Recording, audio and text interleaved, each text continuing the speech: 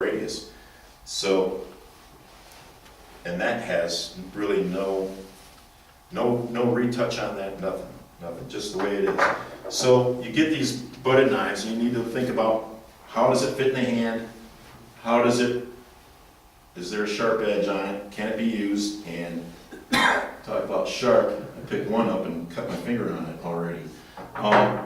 Other tools that I thought were rather interesting were tools like this, and I just found these laying around.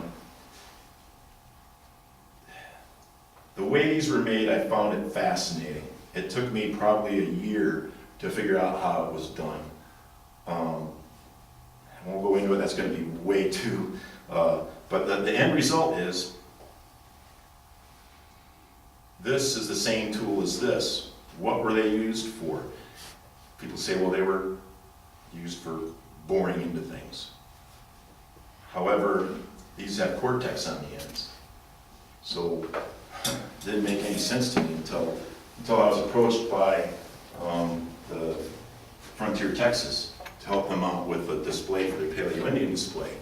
They asked me if I could make atlatls and points and stuff like that for them, and I said, yeah, sure. So that gave me an opportunity to experiment with these. I found these associated with very large spoke shapes, and these spoke shapes are used to round out your dart shafts and arrow shafts. What I found was I decided to use these. I made some of these. I don't have any with me right now, but they look similar to that. What I found was when I took an atlatl, just imagine this being a straight piece of wood, I could put it in my arm like that if I needed to plane it down. Now, if I were to use one with a point on it, I could slice my wrist open. You don't want that. But if you keep it dull, the tip dull, and you're using this as a plane, you can plane down the edges of your atlatl, or of your bow, or of anything else that needs to be planed down. So that's really kind of like a router. That's the Stone Age equivalent of a router.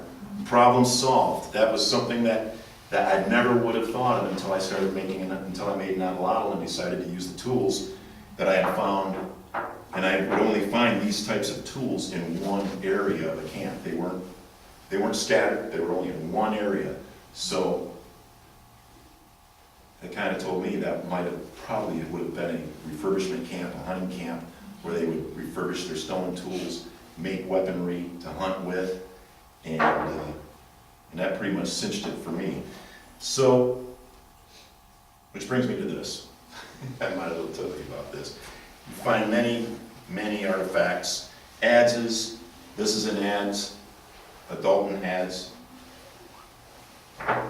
Adze is used for planing wood, cutting wood, or whatever. Part of my experiments now, you don't have to be real fancy at anything if you want to learn how it works. All I wanted to do was, can I make a stone adze? And how do I have to? I didn't use any glue. I just took a dog bone, stuck it in water, let it soak for a while, cut it into strips.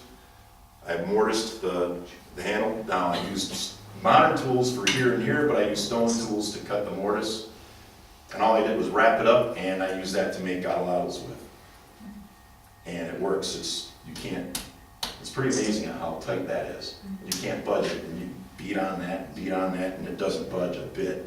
So that's pretty much it there. Again, the broken rocks that you see laying around at your feet, in your driveway, out in your backyard, or whatever like that, they're not just busted rocks that are there for no reason at all. Most of the time, they're the remains of what's left, a voice from the past, sometimes from the very distant past, telling you, hey, I was here. And you can pick up that stone tool and say, boy, somebody here ate dinner. Somebody here cleaned a deer, or cleaned a buffalo, maybe even cleaned one of those antique bison antiquas, those great big ancient buffaloes. So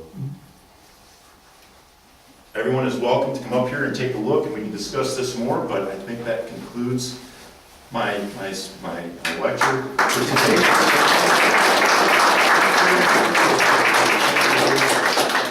Chip something? Pardon me? Did you actually chip something? Can I? Yeah, I mean, right now. I didn't come really prepared for that. Oh. I- Next time, you show up. Next how you time. do